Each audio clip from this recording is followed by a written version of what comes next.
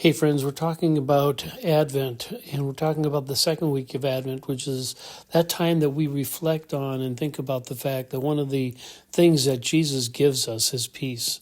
Last time we talked about the fact that peace isn't dependent on our circumstances, but this time I want us to think about the fact that peace also is about who we listen to. The Apostle Paul says something interesting in Romans chapter 8, verse 6. He says, "So letting your sinful nature control your mind leads to death, but letting the Spirit control your mind leads to life and peace." Peace comes dependent upon who we listen to, and you know that as well as I do. One of the worst things about social media, if I can say it that way, is the negativity that's out there. Some of you have put posts up and you have been brutalized by the comments of total strangers. Some of you have depended on social media for direction and for guidance and found out that that guidance didn't help you any.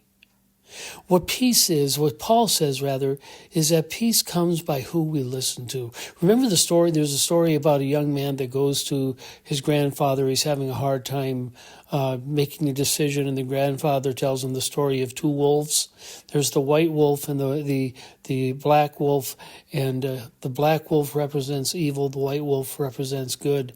And the young man said, "Well, how do I know which one to follow?" "Well, you follow the strongest one." "Well, which one's the strongest one?" "The strongest one is the one you feed."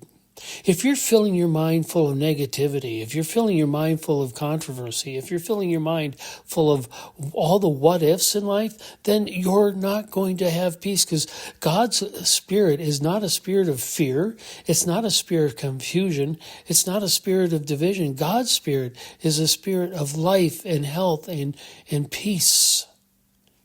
And so let me encourage you, as we think about the peace of God, to remember the fact and to ask the Holy Spirit to give you the wisdom and the guidance. Fill yourself full of those things so that when you do come across those circumstances that lead to conflict and lead to fear and lead to doubt, you can fall back on that one person, the Holy Spirit, to give you the strength and the wisdom and the discernment to move forward.